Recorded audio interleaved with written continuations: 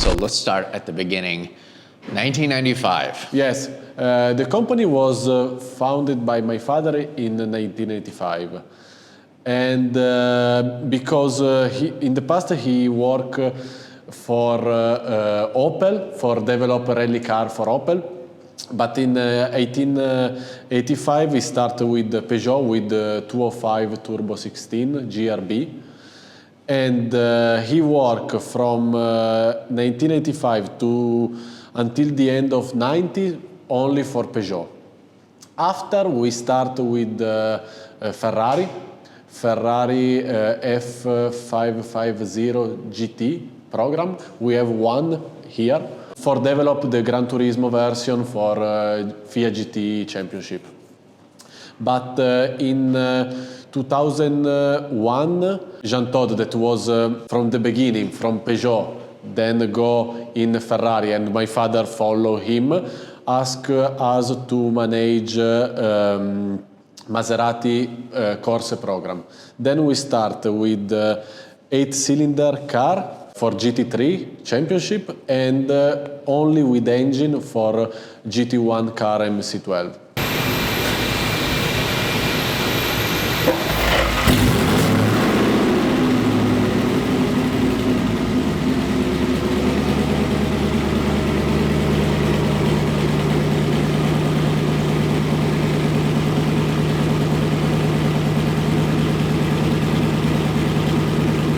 Dial in the load. Look at that. Whoa! It's like a boat.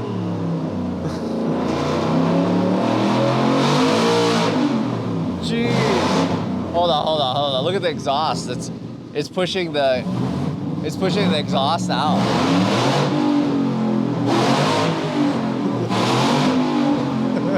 That is so cool. Oh. That is too cool. Oh my God. Look, he's putting in those beep boops to make more power right now. Beep boop, beep boop, beep boop. Whoa, wait.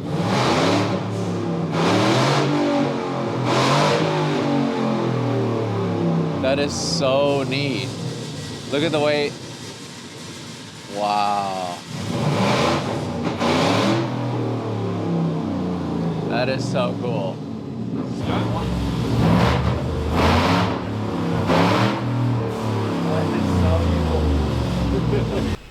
Okay, so what we're looking at is what these guys at Italtecnica use to test different kinds of combustion, right? Or to test an engine or one cylinder at a time.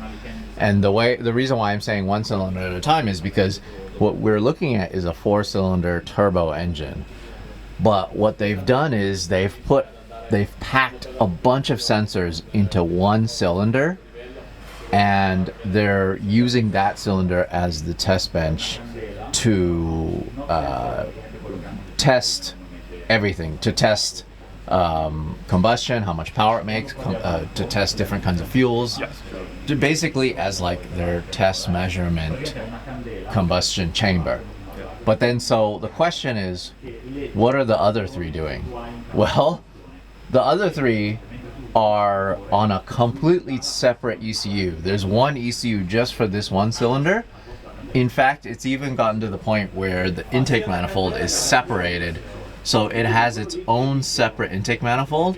But the reason why the reason why they do this is because it's a cost-saving thing. For them to have sensors in all four, it costs so much more, but they still have to have the other 3 cylinders running. As you can see here, you have 2 different exhaust line. You have 2 different lambda sensor. Oh! You have, there you have 2 different ECU on the other side. So only these 3 are connected to the turbo? To the turbocharger, yeah. So this one isn't even connected to the turbo? Yeah. Oh, so this way you can simulate how much boost or how little boost. Yeah, that's exactly the target we are trying to reach. So they are basically like 2 separated engines. So these 3 are running the compressor that is pushing air and boost inside the first cylinder, And the first cylinder so is receiving the correct amount of boost and the correct parameters that we are testing in that specific point to reach the target we want. So I have a question. If you're testing a fuel, does that mean the fuel goes to all 4 cylinders? No, No, we have we have two separate fuel lines because on the first one we are measuring very carefully the fuel entering so we can see the efficiency of that single cylinder. And that for the other 3 is basically gasoline, generic gasoline, so it runs, but it's not like measuring the quantity entering or just for a single one. We have a very precise metering system that measure the quantity entering, so we can check the efficiency of the engine. And they don't even push it. You can't push it, otherwise you would potentially break it or blow it up. But you're monitoring everything so closely, you are able to make sure you're within the safety limits. Yeah, sure. Yeah. And then, so what's also crazy is it takes 2 people to run this because one person's running the 3 other cylinders and one person's just running the test. Let's say it takes at least 2 people, but not for looking at this one, because this one is running on its SU and it's mapped, it's like a stock engine running. We need at least 2 people to look at the parameters of this one, which have knock limits, spark advance, air fuel ratio, a lot of parameters to check, misfiring, mean effective pressure, something like that. And so you need quite a lot of eyes to catch everything. Of course, we record everything, but to look at in real time, it's you need a lot of people. This may very well be the nerdiest thing that we've ever done on this channel, but this is so cool. For us too, it's the nerdiest Yeah, thing we do. I love it. 55 degree in each direction. You can go. It's basically simulating G loads. Or? Yeah. And you can simulate the G load and also the oil suction of in all conditions. You can roll it manually or automatically. So you can also set a track, let me say, and then you simulate the movement in a track. That is so cool. The hybrid solution. Oh. In 2012, we made this on 20... Hybrid. Yes, So hybrid. electric? P0, P2 configuration. There is a front axle with electric motor, and in the rear axle another electric unit that work together with the thermal engine. That now is the configuration of all supercar, but in 2012 was very prototype technology. Yes. Yes. It is the first rally car hybrid never made. Look at this thing. So what are these cars doing here? Practically, this car was a racing car that now is sold a collector, and he wants to make some racing track day and all, but need to be installed a new ECU and need to be restored a little in order to make it run and in order to be used by a gentleman driver. Oh. Yes, this is the original 037. Yes. Whoa. Yes. You can see the ancient and the rest model. Yes. Yes. Wait a I see minute. how you did the cam covers. Yes. Yes. Wait It's a the minute. same. So then, Also, if you look, the intake manifold is very similar. Also this pipe. Yes. Yes. It's very similar. so then, but the difference is, it's almost like this way, Yes, right? yes, Because yes. the supercharger's underneath, Yes. and the turbo is higher. Yes. Ah. And this is the original engine with around 350 horsepower, and is not calculated for have this target of power. But Luca want a similar layout in the car like the original. So then, around this time period, was there another way to make this power? There was, right? Or was this just totally experimental? No, I think that in these years also turbochargers were coming, but the problem was turbo lag.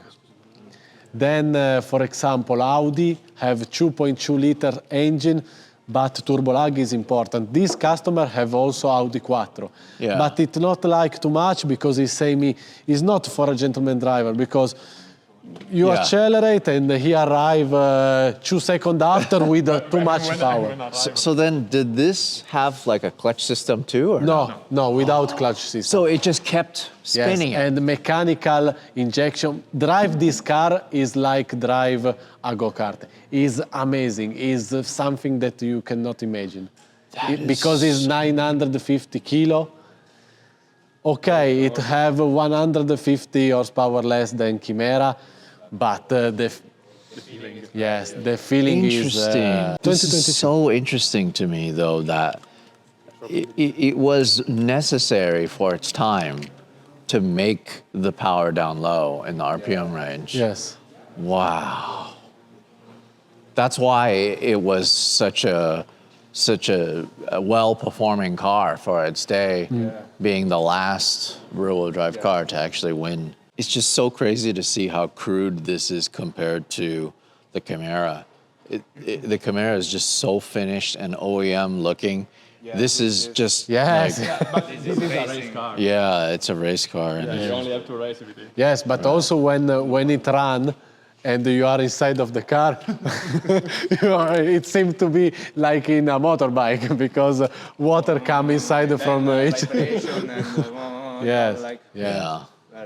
By the way, this is road legal. Yes, but when It has the Can I open the door? yes, the seats are not fixed because now we are making a new wiring and they are only installed. But yes, Oh wait.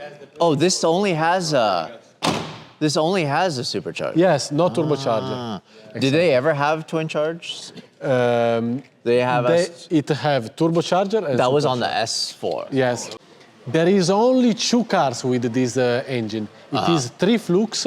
If you search on web, it is a patent of Lombardi in Abarth. Lombardi was the engineer of Abarth that explained us all his sapiens and all. And it is a configuration quite strange because in the normal engine you have in one side intake and in the other side exhaust, but here are crossed. For this reason you have 2 exhaust manifold each side. It is only 4-cylinder, but you see that there are 2 turbo and 8 exhaust manifold because it's 3 Flux. That is so complicated. Yes, too much complicated.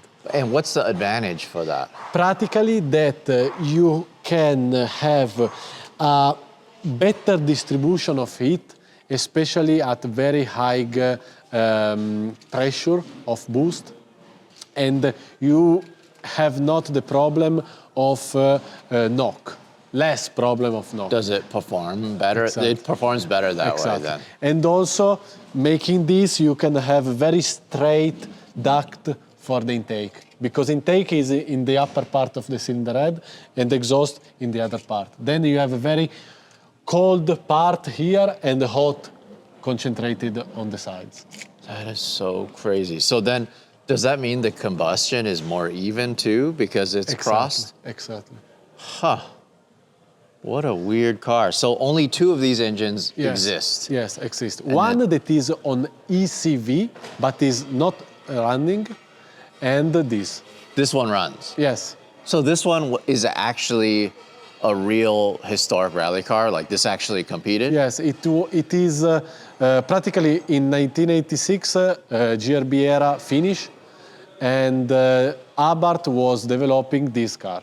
That was the evolution of S4. So this never actually rallied before? No. This was just a proto for prototype. the next season that not start. Because GRB were banded. Group B, right, okay, got it. So this was supposed to be the next evolution of Group B. Wow. Exactly. What a car. So then, who owns it? Is it your car? No. It is a private customer collector that have S4 and ask us to rebuild also this. Oh, Yes. okay. and to make the development, because the engine was never developed by Abarth because of the shutdown of Group B. So we had to rebuild it, but also to develop it on the test bench because it was not mapped, nothing. So It wasn't even a completed car then. It wasn't a running completed vehicle. it was running, but with not high performance, not ready for rally. So it has no rally miles at all? It's completely brand new? It's like a brand new vehicle then? Yes, yes. Wow. Can I open this? Yes, yes. Whoa. Whoa, look at this knee pad. How crude is that? Amazing. Whoa, look at this. Look at this heat shielding for the gearbox. So crude. 1986? What a neat vehicle. Yeah, very clean. Oh. So cool. Brand new seats though. Because you guys are getting this ready. Oh, what a cool car. So Lewis, essentially this is Group B+. Why not Group A plus? Why not Group A-? Actually, it is A+ right here. Look. It's actually even better than A+. It's O+. Are those the blood types? Yeah. Wow, that's. I'm glad that's not a thing that you have to worry about these days. Yeah, well, people still have their blood types on their race suits. Yeah, I guess right. Yeah. But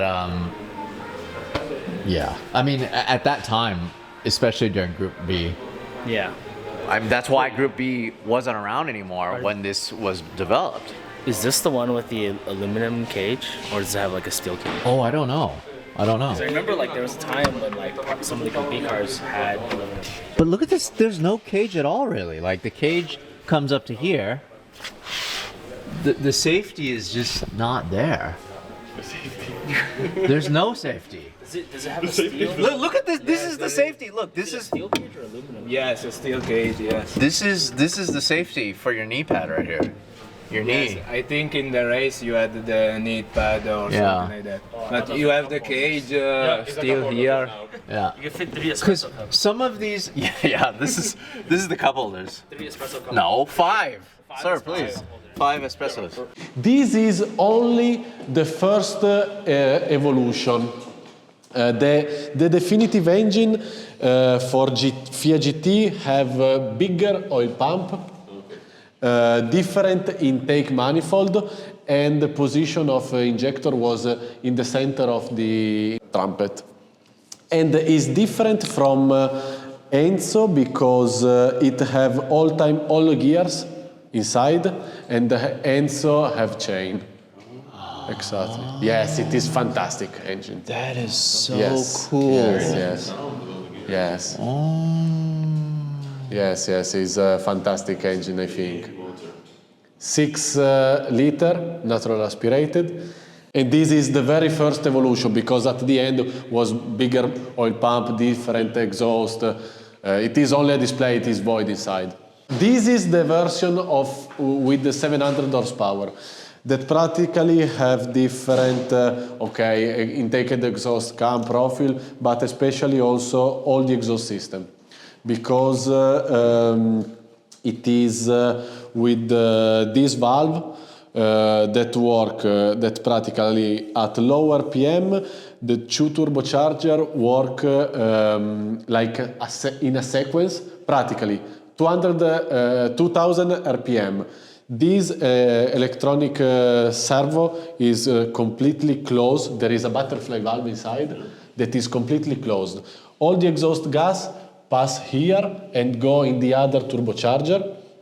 At 3000 RPM, these start to open the wastegate, external wastegate, and these start to open.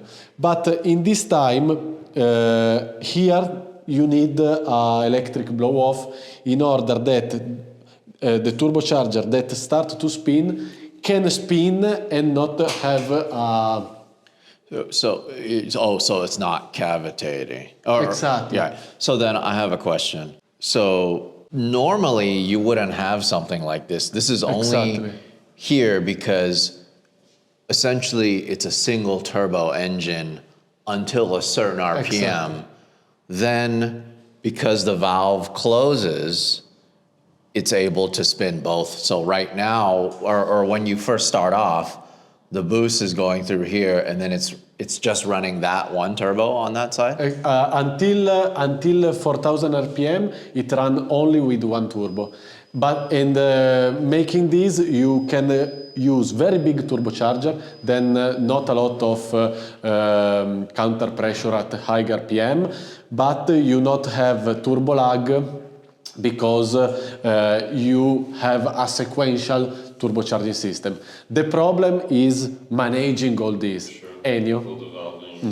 Yeah, because traditionally you would, I was talking to Dino about this, you would have two wastegates, one for each side of the turbos, for a traditional twin turbo setup for a V6. So then what about the casting? Like what about the design of this? Is this an alpha design? Yes, and we try to have all integrated inside of the engine. Then you have intercooler that is integrated in the V, all the fuel pressure regulator, oil tank. In my idea, for the fact that we want to test all the engine component inside before to deliver it to the customer, I would like to have all integrated in way to reduce the risk of failure when you assemble the engine on the car, because you have to say that practically we are a very small company, very small production, and the problem is when we have to link with the other company that manage the engine assembly and all.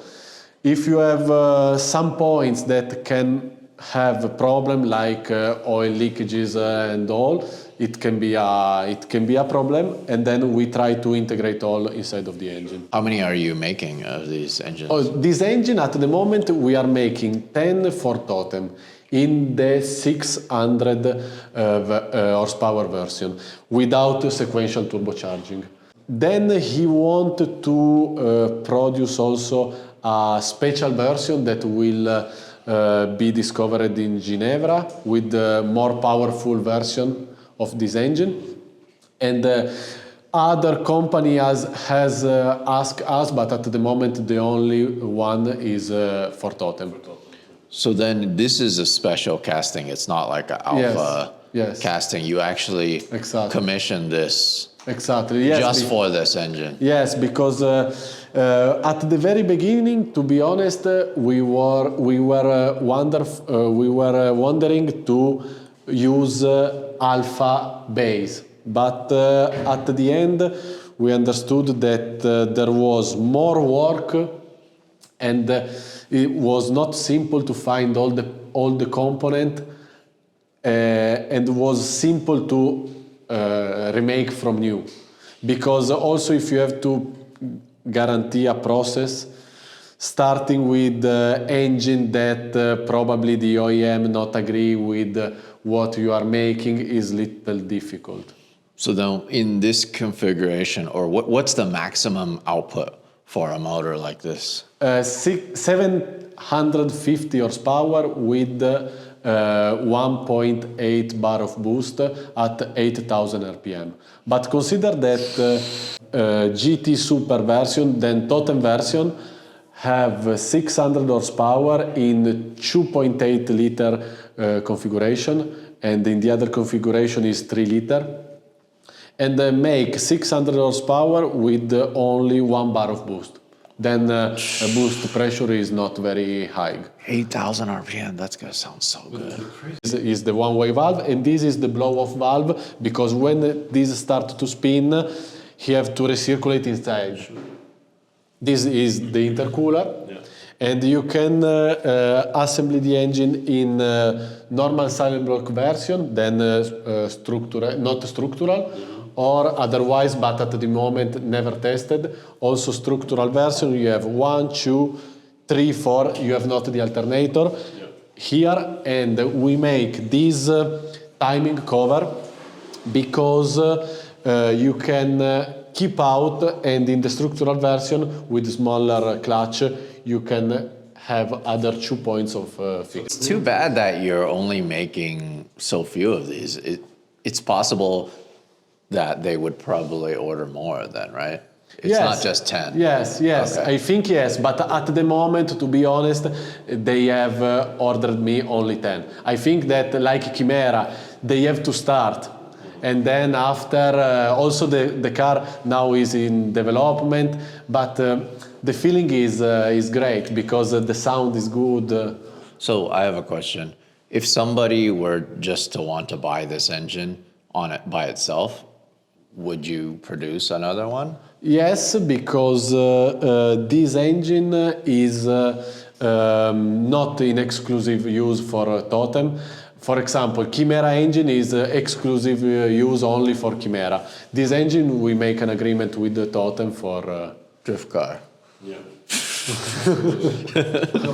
What's the price. estimate price? It is around, it depends from configuration, but it is around 100,000 euro.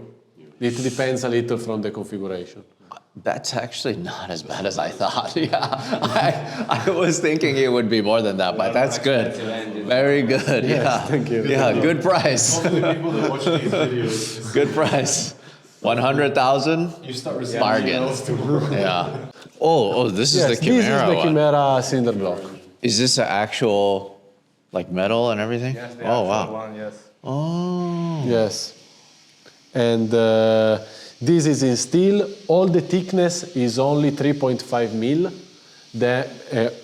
except the liners, because using this methodology of 3D printed sand, you can have a very complex shape inside. Wait a minute. This is 3D printed? Yes, 3D printing the mold. Oh, the mold. Okay, Yes. okay. Yeah, Exactly.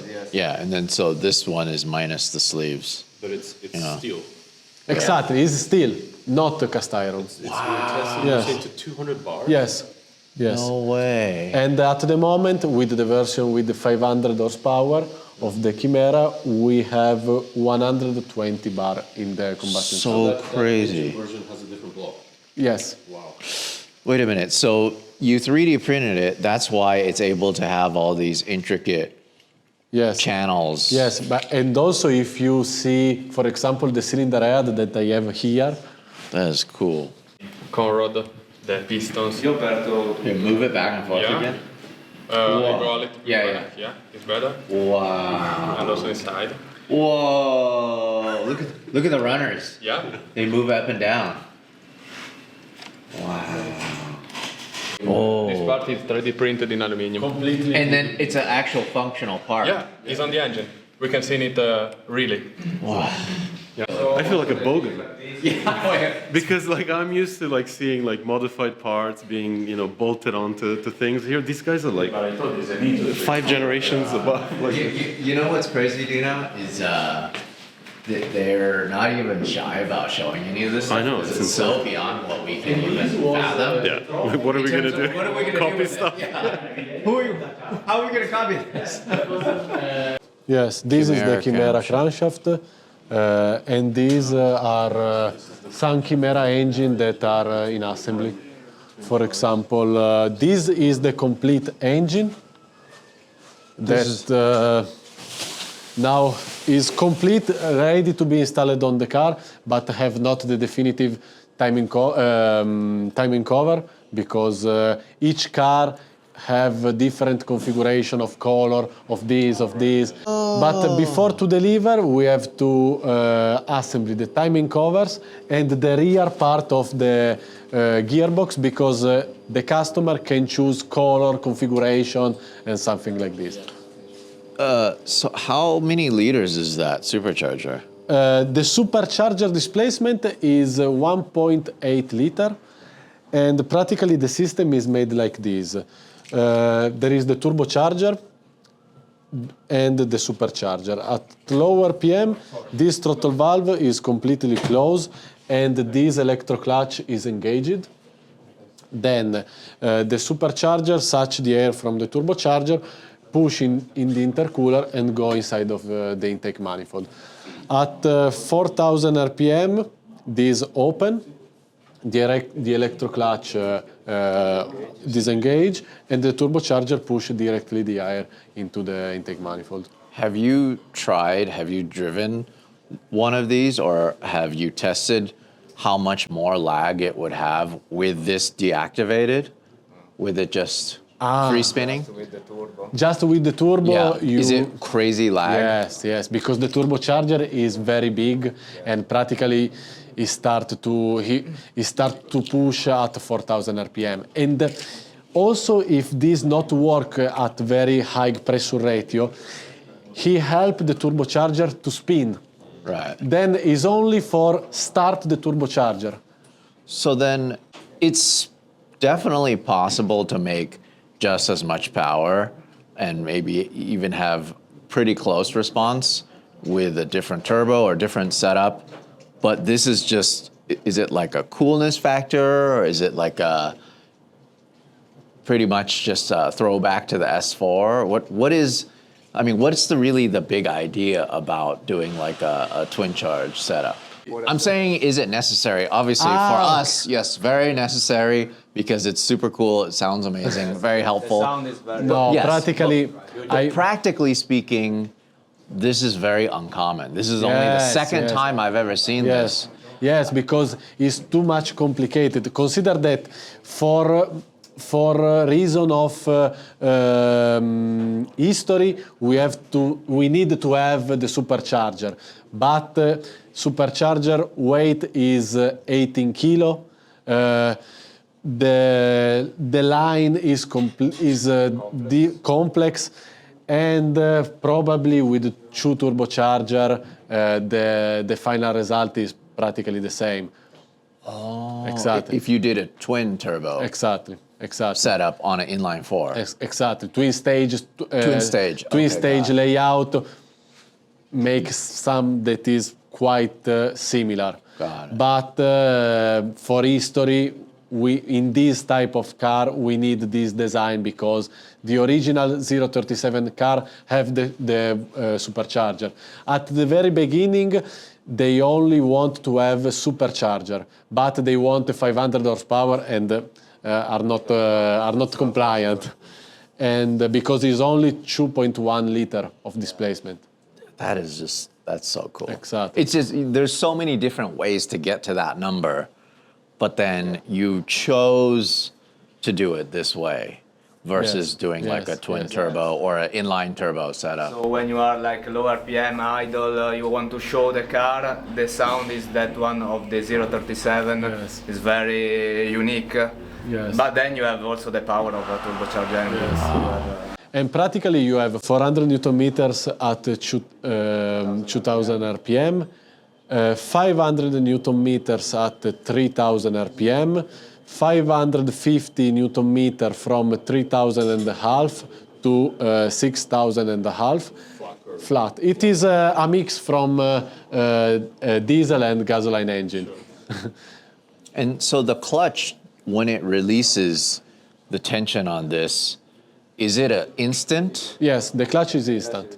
So it's almost like you feel like a little Yes, boost of yes. power And the from losing the having to rotate the centrifugal force of this supercharger. Yes, Yeah. it is instant, but you have to be quite careful for the use because if you not use very carefully, it broke quite fast. Because there's like a pretty much like in terms of like the graph of power, there's a point where it's just that point where it's actually not benefiting anymore. Like stock car, you are not making a racing car that the feeling at idle, also if it's not very well, it is not a problem. Consider that this type of customer are quite habituated to run with Ferrari or normal stock car. Move the oil pump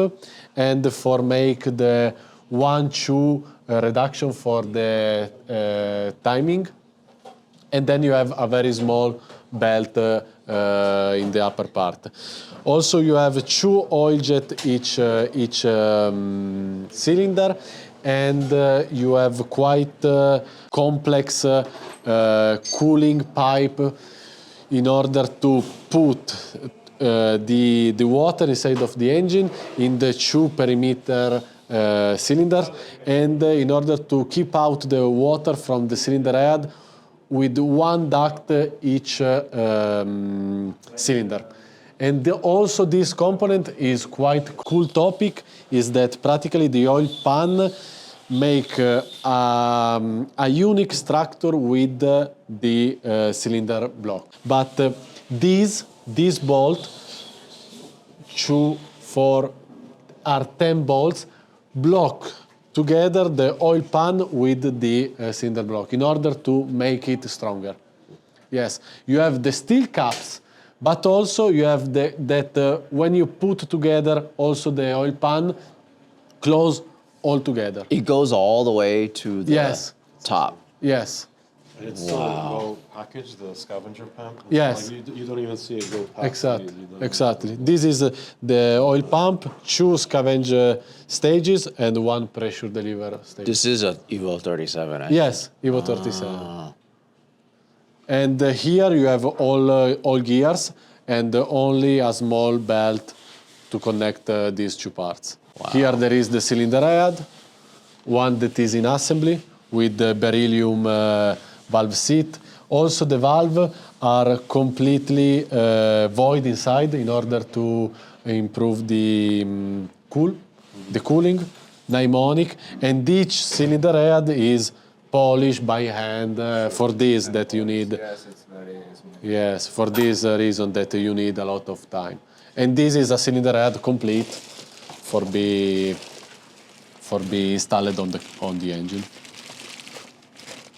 They want to see the turbocharger from the rear window. But the problem is... It looks like an octopus. Yes. And the problem it was that if you see the turbocharger from the window, you have a very complex shape in order to have all the cylinder duct long the same. And then we need to realize this from 3D printing. Oh, this is 3D printed. Yes. And also this is completely 3D printed in 2 parts, then welded together, because these take the water for each cylinder, but need to be installed on the cylinder head with the coils here. And the cylinder head shape needed to remain equal to the original, and was not simple also this. Wow. It's too bad that this engine is exclusive. This would be such a cool engine for so many other cars too. Wow. Very And cool. then CNC machine, 3D print. This is the intake manifold. That is Like only 3 one different piece. production methods. This is all one piece. Yes, not. Yes. This is the plywood that need to be painted. You were saying this is one piece? Only one piece. Practically all the carbon fiber is not glued, but is one piece, because in the past was different parts, but with the boost and for the fact that in the rear engine bay there is a lot of high temperature vibration. It start with the kilometer, it start to have leakages, and then we make all in one piece. All the vehicles here, what we're looking at is their tow vehicle. The single best vehicle ever. The Italtecnica tow vehicle. So what we're looking at is pretty much like a Dodge Sprinter van up front, and it's front wheel drive. But look at this, guys. Look at this. Look how tiny the wheels are. What are these, like 12s? Oh, I don't know. They're so small. 11s? No, 10. 10 inch? Yeah.